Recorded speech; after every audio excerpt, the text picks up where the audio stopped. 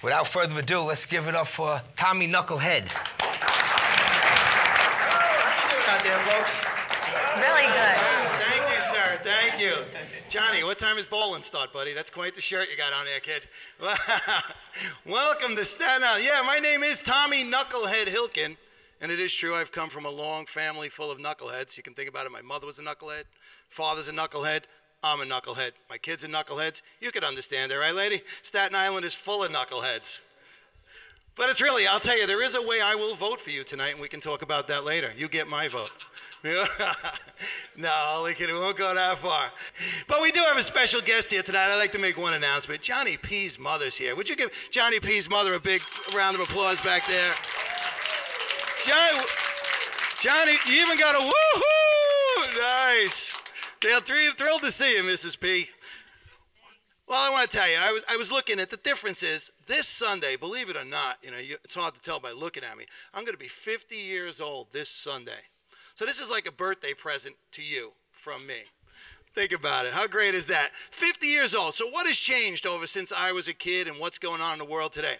Well, let me tell you, I could start with television. The only reality TV we ever had wasn't my reality, but we had Father's Knows Best. Remember Father Knows Best? Wow. See, my father would be different. It would never come in. It would be like, hey, came home from work. How you doing, Dad? Whack! Right in the back of the head. Straighten yourself out. That's in case you were going to do something. Never happened on Father Knows Best. Leave It to Beaver. How many of you? Round of applause if you ever heard of Leave It to Beaver. I look at today's TV. You got My Two Dads. It's kind of like the show should be named Leave It, It's Beaver.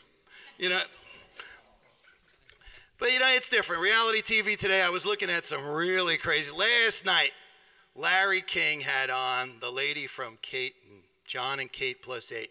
Think about it, Johnn and Kate plus 8. Doesn't the plus 8 just sound like destruction? Doesn't it really? Plus 8.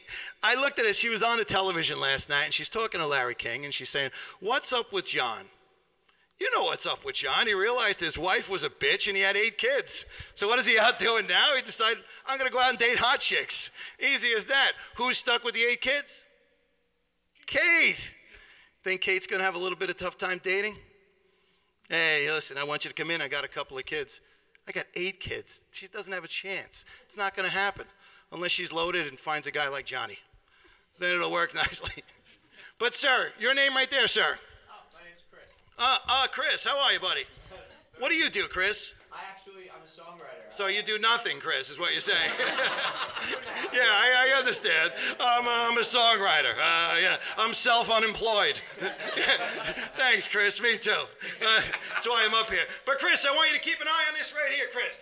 This is the magic meatball. I brought it just for my Goomba Johnny over there. See, I'm an Irish guy. I love to say Goomba. I have no idea why. If I take the magic meatball, I place it in my hand. I reach in here. Watch this. It's going to be amazing. I bring this out and I go, it's amazing, incredible. Thank you. Thank you so much. Now, Chris, just look right inside. Look right inside, Chris. Look in your pocket. Top pocket. Shirt pocket, Chris. Hello. It's not in there? Well, it would have been cool, though, huh, Chris? Yeah. Yeah, I understand, Chris. But I want to get back to reality TV one more time. Now, you don't have to raise your hand, and especially the tough guys in the back, please don't raise your hand. And if you know where I'm parked, don't raise your hand. Here's how it works. There's a show called Toddlers and Tiaras. Have you ever seen it? Yeah? Thanks, Johnny. Whatever that means, buddy. That's a little scary. Toddlers and Tiaras. Here's how it works.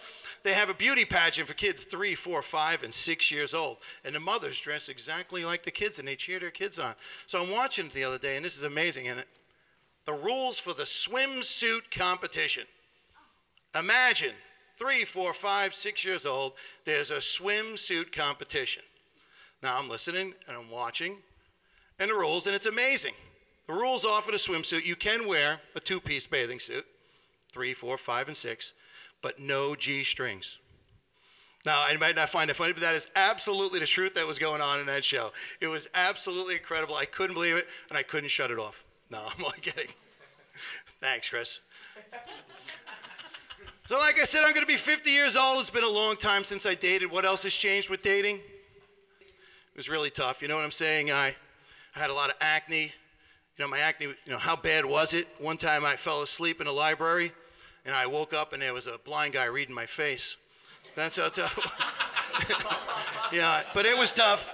You know, I did well. Dating was fun, but you look at blind dating today and what it's like now. You got the computer. In the computer, what do? I pop it in. I just like to see profiles one time. So one time, here's how it went. I looked inside. I checked it out. There was a girl. She said she looked exactly like Barbie. Now, guys, by a show of hands, if you would like to date a girl who looked like Barbie, just raise your hand. Yeah, one guy. All right. The rest of you guys, if I drop my wallet, I'm kicking it home. All right. So there's a girl, she looks just like Barbie. So I set it up. I go on a date. I meet her.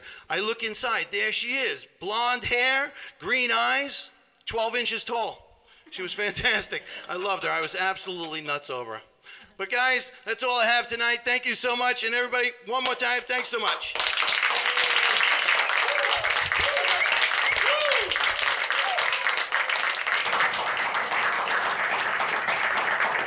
Tommy, thank you. No, you're welcome, Johnny. Hello, Tommy. Clip that on there. Dana, what do you need? To hear good? Yeah. Perfect. So now listen, where you from? I am from a town called Ogdensburg, New Jersey. All right. But I grew up in Hudson County. All right, cool. Now listen, when did you actually realize that this comedy was in your cards for you? You know what? I've just been doing comedy. Everybody says when you're a kid, you know, but I just had a lot of fun with my family. I come from a big Irish family, so it was like 7 years old. I told my first dirty joke. I still use it. It's a very funny joke, you know, and that's how it all started. 7 years old, telling dirty jokes on the stoop, like everybody else did. You think everybody could just get up there and do comedy like that? Yeah, I think, you know, it's just like anything else. If you want to do it and you're fun, you know, what they say about comedy is if you think you're not funny, you're not. Right. It's as easy as that, Dana. I mean, you got a nice resume here. What were your current career highlights that is more memorable for you? My career highlights, I got to perform. I've been a Yankee fan again since I'm 7 years old. I got to perform for Yankee Family Day 3 different times. Right. I got to do in comedy and magic with the Yankees, get to meet the Yankees, hang with their kids on the field. It's great stuff. And I've also, you know, I toured the world a few times over in Japan, doing comedy and magic in Japan. How did they accept you over there in Japan? You know, in Japan, I was like as close to Godzilla as you could get. You know, I'm 6'4". Everybody over there was 5 foot nothing. So it was just, I would stand and they'd be like, ah, you know. But it was the greatest. I wouldn't trade it for anything. I love Japan. Yeah. Well, you want to talk about your speaking career? You did something 2 years ago with Humorous Speech Champion. Yeah, yeah. It ended up in Queens, but I wrote a humorous speech, and you can find it on YouTube. It's called Are You Kidding? And I competed in a humorous speech contest for Toastmasters International. It's 1,000 people, and I ended up coming in first place. Wow. Wow. Yeah, so it was Congrats. a lot of fun. Still around for that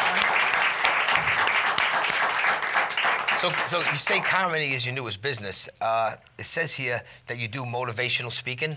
Why don't you talk to us about that?